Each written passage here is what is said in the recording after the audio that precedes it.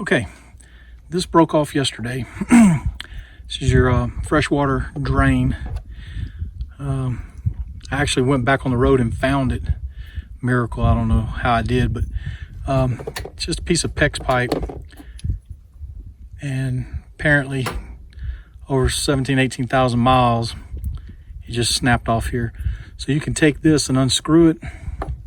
You'll have to remove some foam from around the tank. Went and bought a ball valve, 1/2-inch threaded coupler, and some 1/2-inch pipe. So I'm going to go back and put some Teflon tape around this, screw it back into the tank, and glue it in. Some cement. Cost about $8.85 and plus tax to do it. Real easy and simple. But if you're like us, we're about 1,000 miles from the house, and we need to keep some fresh water in the tank in case we stop, flush commodes, wash hands, etc.